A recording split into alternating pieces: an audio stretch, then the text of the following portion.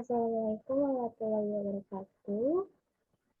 Perkenalkan, nama saya Tania Prasyani dengan NIM 201911151011 dari Prodi Sistem Informasi 2019. Di sini saya akan menjelaskan soal UTS, mata kuliah, analisa, dan rancangan bisnis pada pertemuan 1 dan juga pertemuan 3. Di sini saya akan memulainya terlebih dahulu untuk penjelasan pada pertemuan 1 terlebih dahulu mengenai pengantar e-bisnis.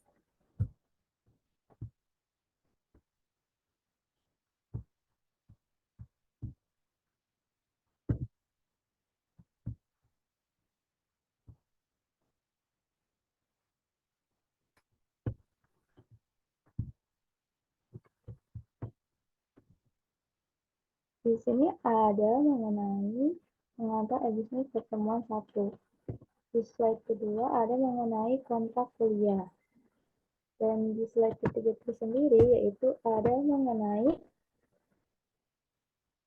materi secara umum yang akan dibahas, diantaranya ada 7 poin selama 1 semester. Dan di sini saya akan membahas mengenai pengantar e-bisnis itu seperti apa yang terdapat pada poin pertama, yaitu dasar-dasar e-bisnis dan implementasinya.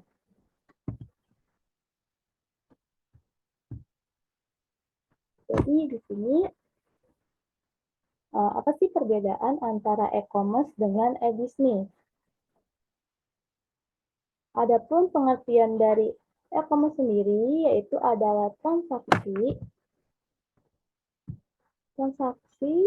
perdagangan barang atau jasa via media elektronik. Jadi intinya e-commerce itu kita menawarkan sebuah barang dagangan baik berupa barang atau jasa yang memang sudah kita dagangkan melalui media elektronik. Istilahnya sudah secara online karena agar bisa lebih mudah dijangkau oleh orang-orang banyak. Contoh-contoh e-commerce saat ini juga sudah banyak ya, seperti Tokopedia, Shopee, Lazada, dan itu adalah yang memang sudah punya cukup banyak penggunanya. Jadi, e-commerce sendiri juga hampir sama seperti sebuah mall. Ketika kita ibaratkan, di mana mall itu ada gedung dan gedung mall tersebut juga banyak stand-stand atau toko-toko yang bisa disewa oleh para pedagang nantinya. E-commerce pun sama seperti itu. Jadi ketika kita ingin berjualan di platform tersebut, jadi kita mendaftar sebagai pedagang atau penjual. Dan apa yang ingin kita jual, tinggal kita masukkan saja di toko kita. Jadi perbedaan e-commerce dengan mall seperti itu. Jadi dengan e-commerce sendiri, kita tidak ada biaya sewa tempat istilahnya. Ya memang harusnya ketika sewa tempat di mall, sebulan atau setahun itu harus biayanya berapa, mungkin tidak sedikit. Jadi dengan e-commerce, ini kita tinggal membuat akun untuk sebagai pedagang, lalu memenuhi syarat-syarat seperti apa dan tidak ada istilahnya sewa tempat, tapi lebih ke pembagian dari persentase keuntungannya nanti. Misal, total produk yang kita jual itu harganya berapa, lalu berupa persen untuk kita dan sisanya untuk e-commerce-nya tersebut. Sedangkan jika di mall, kita harus sewa tempat. Ya udah, jadi keuntungannya itu 100% untuk si penjual. Kalau tidak ada sewa tempat, maka keuntungannya akan ada persentase antara penjual dengan e-commerce tersebut seperti apa. Dengan adanya e-commerce ini, sendiri pun lebih memudahkan, meringankan, dan di sisi pembiayaan, karena tidak harus mengeluarkan biaya sewa yang cukup banyak. Dan kita dapat melihat produk yang ingin kita beli dengan banyak tanpa perlu datang langsung. Dengan media elektronik, kapanpun dan dimanapun, kita dapat mengakses e-commerce tersebut dan prosesnya pun bisa langsung dilakukan. Itu ada pengklarifikasian e-commerce, yaitu ada Ada 7, ada dimulai dari B2C, yaitu business to customer. Yang kedua yaitu ada B2B, business to business. Yang ketiga ada B2B2C, business to customer. Yang keempat ada C2C, yaitu customer to customer. Yang kelima ada mobile commerce. Dan yang terakhir ada business to everyone. Jadi pengertian dari klasifikasi itu adalah yang pertama B2C. Perusahaan bisnis yang dijual langsung ke customer. Jadi kita sebagai pembeli bisa langsung memesan di sebuah perusahaan tersebut. Dan yang kedua, yaitu ada B2B, business to business, yang artian dari perusahaan dijual lagi ke perusahaan. Misalkan manufaktur atau membuat barangnya hanya setengah jadi, atau masih bahan baku dijual ke perusahaan yang lain untuk dijadikan sebuah barang jadi. Ini adalah beberapa klasifikasi yang dapat kita ketahui. Selanjutnya yaitu ada infrastruktur e-commerce. Ketika kita menggunakan e-commerce itu sendiri kan memang kita harus tahu infrastrukturnya mau seperti apa. Di sini ada dua, yaitu intranet dan internet. Ini intranet dan ini internet. Di mana kalau untuk internet sendiri kan pasti memang sudah umum dan sudah familiar dengan kita yang memang bisa setiap harinya itu menggunakan atau mengakses internet. Nah, kalau intranet itu sendiri itu sama dengan jaringan juga yang memang menghubungkan antara satu bagian dengan bagian yang lain, tapi secara lokal saja. Kalau intranet kan mungkin kebetulan untuk sebagai pengelola e-commerce-nya atau perusahaan yang hanya boleh diakses di dalam perusahaan tersebut. Jadi tidak bisa diakses di mana saja. Jadi itu adalah infrastruktur dari internet yang bisa saling terhubung. Tanpa adanya internet pun bisa terhubung di dalam satu jaringan yang sama dengan internet. Dimanapun kita sudah bisa mengaksesnya sesuai dengan kebutuhan dan yang penting ada koneksi dari internet. Untuk selanjutnya yaitu ada penjelasan mengenai 5 area produk e-commerce. Yang pertama yaitu ada manusia, yang kedua itu ada kebijakan publik, yang ketiga itu ada marketing, yang keempat ada layanan pendukung, dan yang terakhir ada hubungan bisnis. Di sini saya akan menjelaskan mengenai poin pertama yaitu kita manusia. Jadi manusia itu diibaratkan sebagai pengelolanya atau orang yang mengurus dan bertanggung jawab mengelola dari e-commerce-nya itu tersendiri. Sedangkan yang untuk poin kedua mengenai kebijakan publik, yaitu ketika kita menggunakan sebuah e-commerce, harus bisa mengikuti kebijakan publik atau aturan-aturan yang ada di wilayah tersebut. Semisal, aturan di Indonesia ketika mau membuat e-commerce itu seperti apa sih? Nah, itu adalah kebijakan-kebijakan yang harus disesuaikan. Karena kalau tidak sesuai, maka aksesnya pun akan diblokir oleh pemerintah. Dan yang ketiga, yaitu ada mengenai marketing. Jadi, marketing ini adalah satu area pendukung juga di dalam e-commerce, dalam artian untuk mempromosikan, karena promosi ini dirasa cukup penting. Dengan adanya promosi ini, semua orang bisa tahu bahwa di e-commerce ini ada promo apa saja, menjual produk apa saja, dan itu sangat penting di dalam sebuah e-commerce. Dan yang untuk poin keempat, yaitu ada mengenai layanan pendukung. E-commerce pun sama seperti mall. Tiap mall itu juga kan pasti ada layanan pendukungnya seperti fasilitas mall seperti apa, kemudahan aksesnya, kenyamanan dari pengunjung dan penjualnya. Sama e-commerce pun seperti itu.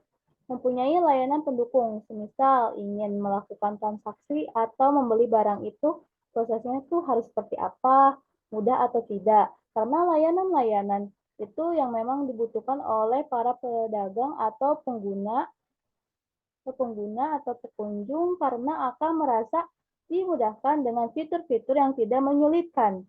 maka pengunjung pun akan dengan mudah menggunakan, pasti tidak akan beralih ke e-commerce yang lain. Dan yang untuk yang poin terakhir yaitu mengenai hubungan bisnis. Jadi sebagai pengelola e-commerce, kita pun harus menjaga hubungan bisnis dengan para pedagang, dengan para pembeli juga. Jadi dalam artian pedagang merasa terlayani dengan baik dengan fitur-fitur yang dimudahkan dan pembeli pun sama, menerima kualitas-kualitas yang baik.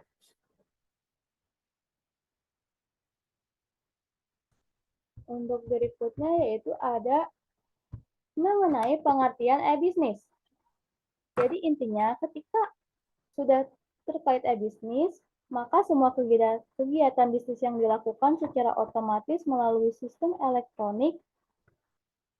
Jadi sebuah bisnis perdagangan yang dilakukan serta dikelola melalui media elektronik, e-commerce itu sendiri merupakan bagian dari e-bisnis. E-bisnis yang dilakukan secara otomatis melalui sistem elektronik. Jadi dengan sistem elektronik ini, maka setiap orang dapat melakukan bisnis kapanpun dan dimanapun tanpa ada terkendala waktu dan jarak tanpa perlu datang langsung. Itu pengertian dari e-bisnis. Yang kedua, itu ada supply chain management, yaitu merupakan suatu aliran barang, informasi, uang, dan jasa dari melalui para penyalur, pabrik-pabrik, dan gudang sampai kepada pelanggan akhir. Jadi dalam artian di sini, yaitu supply chain management ini sendiri adalah ada pembahasan tersendirinya. Salah satu topik materi pembahasan selanjutnya. Ini secara gambar umumnya yaitu seperti ini. Jadi maksudnya adalah aliran bisnis itu dari proses awal hingga bahan baku jadi setengah jadi sampai barang jadi dan juga barang tersebut sampai ke pengguna akhir. Intinya maka setiap bagian-bagian tersebut saling membutuhkan.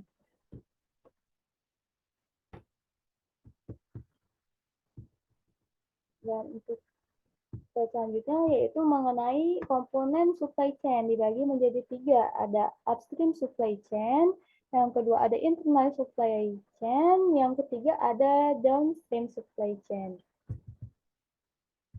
Dan setelah itu ada tipe dari supply chain.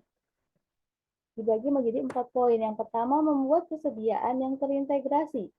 Yang kedua pengisian ulang yang berkelanjutan. Dan yang ketiga build to order. Dan yang terakhir yaitu channel assembly. Dan di sini ada contoh dari supply chain, ada dua dari PT Garuda Indonesia dan juga supply chain planning dari PT Carrefour. Jadi supply chain dari PT Carrefour sendiri kan berjualan banyak ya. Dan yang dijual itu tidak hasil dari produk Carrefour-nya tersendiri. Memang disuplai dari ada penyuplainya sendiri. Jadi istilahnya bahan baku makanan ada penyuplainya sendiri dan juga elektronik ada penyuplainya sendiri. Yang memang saling terhubung antara satu pembisnis ke pembisnis yang lain. Maka di dalam Carrefour itu banyak prosesnya yang dilakukan produsen ke produsen yang lain. Intinya rantai hubungan antara dari satu pembisnis ke pembisnis yang lain itu yang dinamakan supply. Untuk materi pertemuan 1 sudah selesai saya jelaskan dan untuk selanjutnya saya akan menjelaskan ke materi pertemuan 3.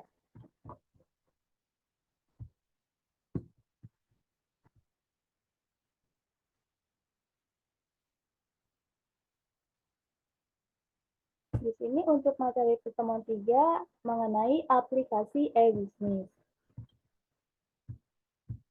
Di sini ada berupa gambar millennial generation the digital learning. Jadi maksud dari gambar ini yaitu generasi dari yang memang berkembang dan digunakan untuk bisnis yang diawali dari penggunaan TV yang digunakan sebagai media informasi mengenai e-bisnis terus berkembang menjadi komputer. Dan yang sampai pada saat ini banyak digunakan adalah mobile aplikasi atau handphone, di mana dari zaman ke zaman memang teknologi itu semakin berkembang. Slide selanjutnya yaitu ada mengenai communication revolution,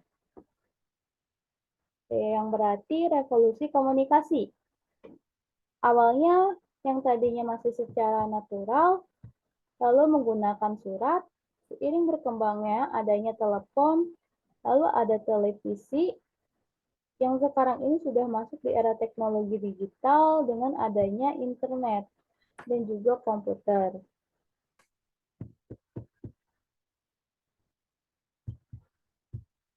Selanjutnya yaitu ada mengenai ekonomi digital. Nah, ini mengenai perkembangan dari ekonomi digital. Di mana perkembangan ekonomi digital yang awalnya perekonomian itu secara manual, atau yang disebut agricultural age, lalu berkembang di sebuah industri. Dan sekarang sudah berkembang menjadi digital ekonomi, yang memang perekonomiannya itu sudah berbentuk digital. Yang tadinya misalnya hanya proses manual yang dilakukan oleh orang secara langsung, dan sekarang sudah berupa digital yang memang orang melakukan pekerjaan, melakukan satu proses perekonomian itu sudah menggunakan teknologi, sudah menggunakan bantuan dari teknologi digital. Jadi istilahnya bisa dikatakan tidak harus langsung datang ke tempat tersebut, atau tinggal kita di mana saja bisa mengontrolnya dengan adanya teknologi digital tersebut. Selanjutnya itu ada mengenai penjelasan internet.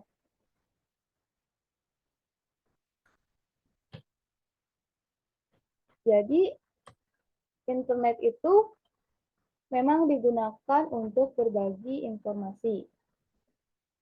Tapi dengan seiringnya berkembangnya zaman sekarang, dengan adanya internet ini banyak hal yang memang bisa dilakukan, bisa digunakan dengan adanya internet ini.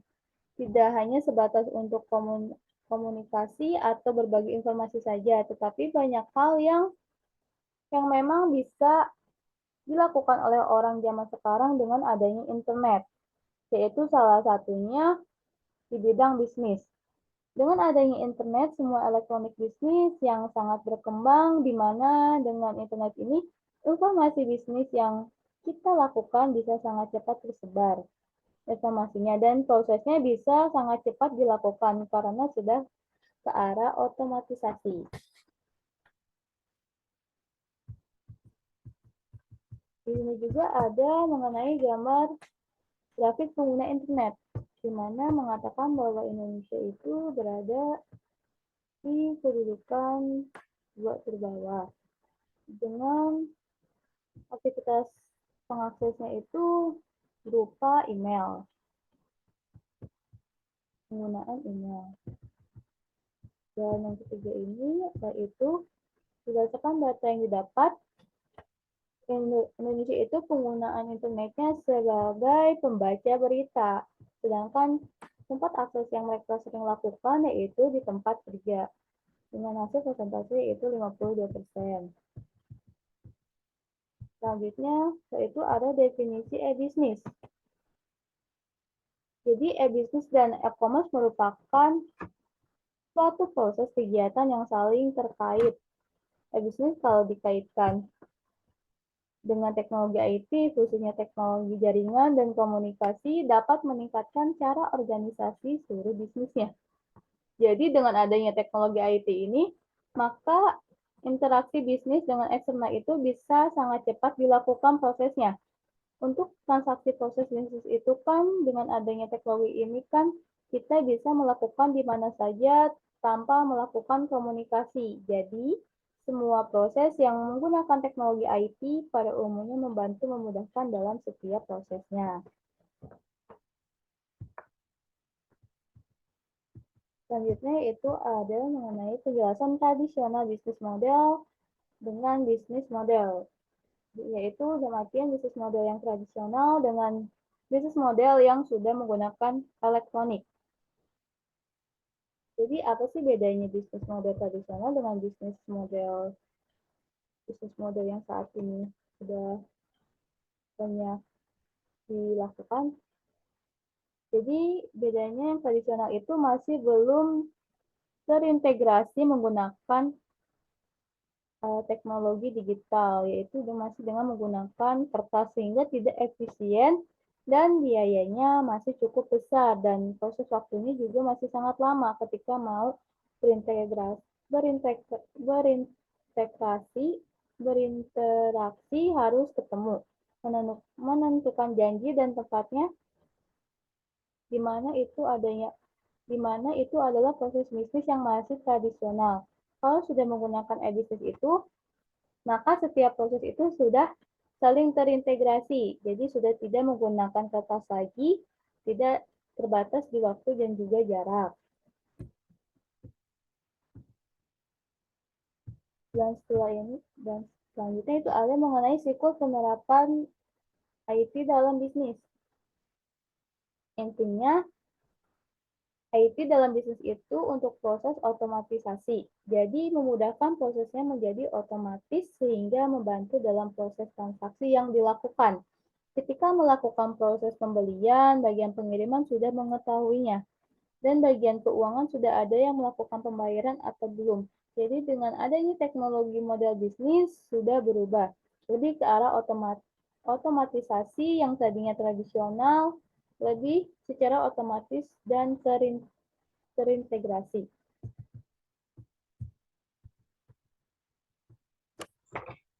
Selanjutnya yaitu ada business application, yaitu dibagi menjadi 5. Yang pertama ada ERP, yaitu sistem informasi pendukung e-bisnis yang menyediakan berbagai macam kebutuhan perusahaan seperti supply chain, CRM, marketing, warehouse, shipping, dan payment, serta mampu melakukan otomatisasi proses bisnis. Dan yang kedua yaitu ada mengenai CRM, Customer Relationship Management, sistem kustomisasi real time yang memanajemen customer dan melakukan personalisasi produk dan service berdasarkan keinginan customer. Dan yang ketiga ada EAI, yaitu Enterprise Application Integration, merupakan konsep integrasi berbagai proses bisnis dengan memperbolehkan mereka saling bertukar data yang diambil dari model proses bisnis yang dikembangkan oleh pemakai. Dan yang keempat itu ada SCM, Supply Chain Management, yaitu manajemen rantai supply secara otomatis terkomputerisasi. Dan yang terakhir itu ada ECS, Enterprise Collaboration System, yaitu support dan chain communication dan collaboration among the team and work group in a organization. Tutorial ini ada berupa gambaran pengorderan sales mulai dari customer ke manajemen customer, setelah itu melakukan pembayaran, itu di inventory check, dan sudah di inventory check itu masuk ke gudang dan di packing, lalu masuklah ke bagian pembayaran. Setelah itu di sini ada mengenai faktor keberhasilan e-bisnis. Kemampuan untuk menjamin bahwa e-bisnis memenuhi 3 karakteristik kunci yang dibutuhkan dalam transaksi bisnis apapun. Yaitu ada 3, yang pertama validity atau validitas. Yaitu yang dalam artian kedua pihak dalam transaksi harus dapat menyatakan keaslian identitas keduanya untuk memastikan bahwa transaksi tersebut valid dan sah. Yang kedua ada integrity atau integritas. Kedua pihak harus yakin bahwa informasi yang dipertukarkan akurat dan tidak dapat diubah selama proses transaksi. Dan yang terakhir ada privacy atau privasi, kerahasiaan transaksi bisnis dan informasi apapun yang dipertukarkan harus disimpan dengan baik. Setelah itu ada faktor penyebab kegagalan e-bisnis. Lalu yang pertama, ada komitmen yang utuh dari manajemen puncak. Setelah itu ada penerapan e-bisnis yang tidak diikuti proses yang manajemen. Tidak profesionalnya vendor teknologi informasi yang menjadi mitra bisnis. Buruknya infrastruktur komunikasi. Tidak selarasnya strategi IT dengan strategi perusahaan, adanya masalah keamanan dalam bertransaksi, kurangnya dukungan finansial, belum adanya peraturan yang mendukung dan melindungi pihak-pihak bertransaksi, menggunakan target jangka pendek sebagai pijakan sesuai e-business. Setelah itu ada e-business dan strategi organisasi. Pengimplementasian e-business bukan merupakan strategi dasar. Implementasi e-business hanya berarti penggunaan IT secara efisien dan efektif dalam melaksanakan proses bisnis. Tingkat kesesuaian dan dukungan aktivitas e-business akan bernilai strategis bila implementasi e-business dapat membantu organisasi dalam melaksanakan dan mencapai strategi organisasi secara keseluruhan. Di sini juga ada infrastruktur untuk e-business, yang antara lain adalah intranet, intranet, dan extranet. Setelah itu juga ada penggunaan media elektronik dalam penggunaan media elektronik untuk melakukan perniagaan atau perdagangan mulai dari telepon yang sering kita pakai, fax, ATM juga dan handphone dan juga SMS. Sedangkan banking itu adalah berupa ATM banking, internet banking. Sedangkan untuk secara khusus penggunaan internet untuk melakukan perniagaan. Yaitu disukai karena kenyamanannya dan peluang itu pasar Indonesia yang besar, jenis layanan khas Indonesia yang hanya dimengerti oleh orang Indonesia, semua orang masih bingung dengan new economy. Selain itu juga ada mengenai pasar Indonesia yang besar, potensinya itu jumlah penduduk Indonesia yang besar, masih banyak yang belum terjangkau oleh internet, jumlah pengguna internet masih sekitar 5 juta orang, market belum saturasi, tentang fisik yang lebar merupakan potensi e-commerce. Sedangkan layanan khas Indonesia-nya itu orang Indonesia gemar berbicara, tapi kurang suka menulis atau dokumentasi. Contoh layanan khas Indonesia-nya itu ada wartel dan warnet, SMS, berganti-ganti handphone itu karena lifestyle, games, dan kuis. Ini juga ada berupa tantangan e-commerce.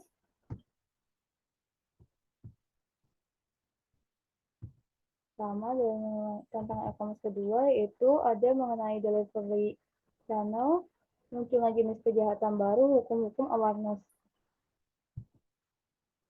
Dan juga ada kultur dan kepercayaan, perlu mencari barang-barang yang tidak perlu dilihat secara fisik, misal buku dan kaset. Kita ada mengenai security, keamanan, dan ketidakjelasan hukum. Terus efek terhadap kehidupan, yaitu kemajuan teknologi komputer dan komunikasi seharusnya meningkatkan tingkat kualitas hidup kita. Kenyataannya yaitu bekerja lebih panjang, pekerjaan dibawa pulang, no life single terus, melebarnya jurang si kaya dan si miskin. Siapakah kita? Siapa kita menghadapi tantangan yang tidak dapat kita hindari? Mungkin sekian presentasi untuk soal UTS dalam mata kuliah analisa dan rancangan e-bisnis. Mohon maaf apabila dalam penyampaian materinya masih kurang untuk dipahami, mohon dimaafkan. Saya tutup. Wabillahi taufiq wal hidayah. Wassalamualaikum warahmatullahi wabarakatuh.